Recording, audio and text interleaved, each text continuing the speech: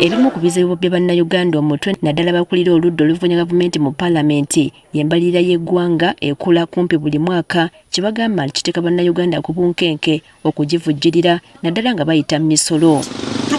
Olw'okubanga eggwanga likyalina ebizibu njolo naddala obuli bw'enguzi, ssente nnyingi ezoonooneka so nga n'ebyetaagisa gavumenti okukolera bannayuganda bingi bikyaliko akabuuza.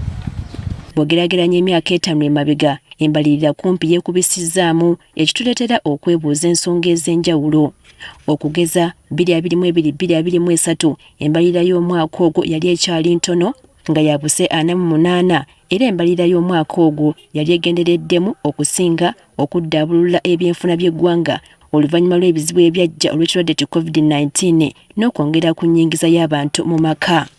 Mu mwaka gw'ebyensimbi 2023-2024 embalirira yeeyongera okulinnya n'etuuka ku buse 52. Eno nno yasoosowaza nnyo enkulaakulana y'omuntu ssekinnoomu parish development model lwe yatongozebwa, enguudo n'amasannyalaze ne biteekebwako nnyo nabyo omulaka. 2024-2025 yeeyongera okulinnyira ddala n'etuuka ku buse 72. Eno okusinga yali etunuulidde nnyo eby'enkulaakulana, enguudo n'okuvujjirira omupiira ogw'amawanga ga Africa oba AFCON. 2025-2026 yaseeseetukamukko katono n'eva ku buse 72 n'edda ku 72,400. Ekigendererwa ky'omulundi ogwo kwali kutereeza byanfuna, ennima ey'omulembe evaamu ssente n'okutumbula enkozesa ya tekinologiya. Mu mwaka gw'ebyensimbi guno 2026-2027 embalirira yeeyongedde okulinnya paka ku buse 84.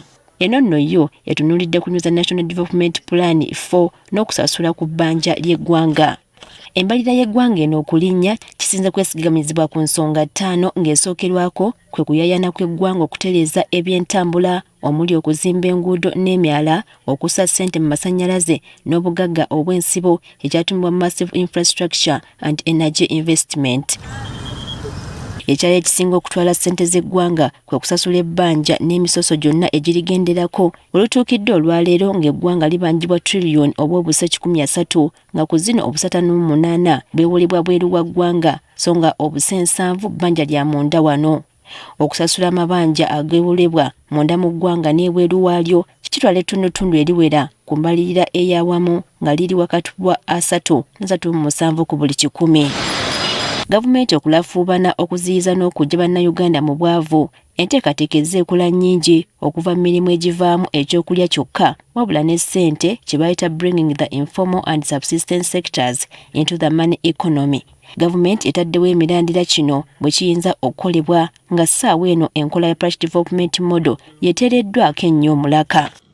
Ekirala okuddukanya emirimu gya gavumenti egy'enjawulo administrative and operational costs kyafuuka kya buwanana nnyo. Okugeza omuwendo gwa constituency ne district ezitondebwawo buli lukya kyongera ku ssente gavumenti zeesaasaanya so nga n'emiwendo gy'ebintu okulinnya buli lukedde nakyo kyakwetegereza ku lwaki embalirira y'eggwanga erinnya kumpi buli mwaka ogw'ebyensimbi omujja.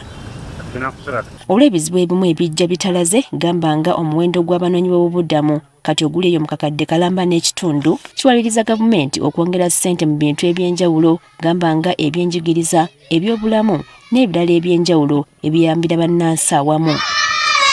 Newankubadde gavumenti weeteeka ssente awamu walabwako, tetusaanye kwerabira nti embalirira y'eggwanga olumu terina nsonga y'amaanyi egyongezesa olw'engeri ssente gye zikwatibwamu. Okugeza enguzi y'amaanyi mu gavumenti, okweyongera kw'ebisale by'okugula ebintu bya gavumenti, okusesera ku bakulembeze okwekumira mu buyinza, okusinga okukulaakulanya embeera z'abantu, binnyonnyola lwaki bannayuganda tebasaanye okubonaabona na mbalirira ya butitimbe bwa nsimbi anti egendereddemu kukkusa abantu abamu ate abalala basigale nga bayagga. Kinajjukirwa nti alipoota ya kaliisoliiso wa gavumenti emyaka egy'enjawulo ezeeraga ng'eggwanga bwe lifiirwa obuse wakati w'10 na 20 mu buli bw'enguzi nga zino singa ziggyibwa ku mbalirira ey'awamu, gavumenti erekeraawo okwewola ne bannayuganda ne bawewuka ku misolo emiyitirivu egibaggyibwako. Priska Namulema agaffeeyo ku Spark TV.